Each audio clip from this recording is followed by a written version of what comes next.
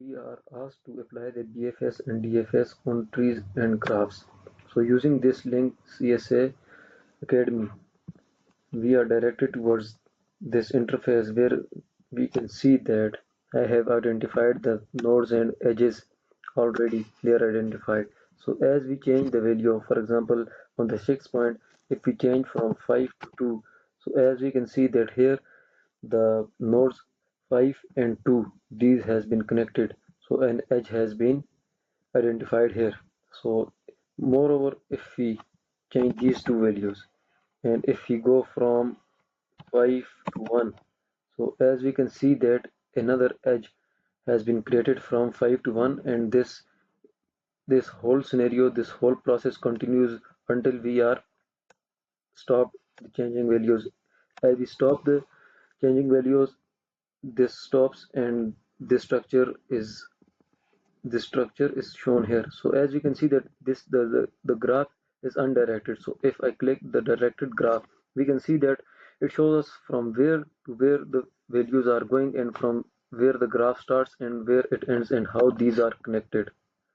So moreover, if we change this value from 2 and we write 3 here, so we see that how this directed graph, the values has been changes. Now it's pointing towards 2 as well as towards 3. My name is Hamid Anwar, and our today's artificial intelligence lab assignment is comprised on 4 to 5 tasks. So we'll head towards our first task. So in the first task, in this task 2, so we are asked to create a dictionary to store student information along with the following operations. So as we can see that in our task 2, we have created a student dictionary having name, age, roll number and grade. The grade, as we can see that it is given B. So in the step 2 we have printed all the student information. So as we can see that here in the second part they are saying to update the grade of the student. So if we go below we can see that the grade of the student has been updated from B to A. So in the step 4, basically, which is the step 3 in the question, which is to add a new key email with a value. So as we can see that in the student email we have created this hamid@gmail.com. So in below we can see that the value of the email has been printed. So in the step 5 we were asked to delete a roll number without without touching any other thing. So as we can see that the roll number has been deleted. So roll number has been deleted and we can see that we have got our updated information having name, age, grade and email only. So we can see that there's no roll number there.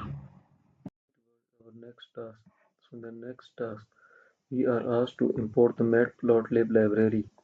And as we can see that we have defined these data points x and y. As in the question we have given these values of x and y, and then we are asked to add the title simple line plot labels for x and y axis and also the grid lines. So as we can see that x and y data points are identified, they are initialized here along with their values. So next we can see that the title of simple line plot has been used using plt.title. Then for the x and y axis labels, we can see that plt.xlabel and plt.ylabel has been used. Below we can see that plt.grid has been used, so we can see the clear lines. As we can see that here we can see the clear line which is going from below to top. So finally we have used plt.show function to show this table. So task 6 is as a maze is shown below, so we have to use the A star pathfinding algorithm to find the path. So in this task, I implemented the A star pathfinding algorithm using Python. The maze is represented as a grid where zeros are open paths and ones are walls. So the algorithm uses the Manhattan distance as a heuristic to find the shortest path from the start to the goal. Finally, it displays the path found, number of steps, time taken and memory use. So here we'll go so we will go from A to F, F to H, and if we go from I to J, we can see that the path has been closed, and even if we go below again, we can see that the path vanishes, so we can't go from here.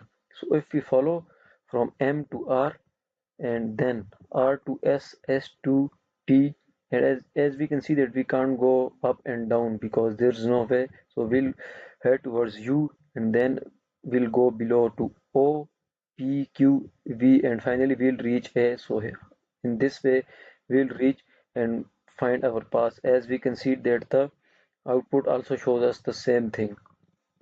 We have to implement both BFS and DFS on the classic water jug problem.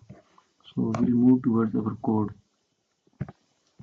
So as we can see that we have imported time, imported trace malloc, and imported dequeue. So in this task, I implemented the classic water jug problem using both BFS and DFS algorithms in Python. So the objective is to measure exactly 2 liters of water using two jugs, one with a capacity of 4 liters and the other with the capacity of 3 liters. So now BFS, or this breadth first search, explores all possible states level by level, ensuring the shortest solution is found first. In the depth first search, it explores deeper path before backtracking, which can be faster but less memory efficient. So I also measured the number of steps taken, the time execution, and memory usage for both algorithms, as we can see here. So finally, the program prints a comparison showing which algorithm performs better in any terms of efficiency and speed. So the result is displayed here, and as we can see that the DFS, the depth first search, it is more it is more useful, and as we can see that it is more viable for us to finding this classic water jug problem.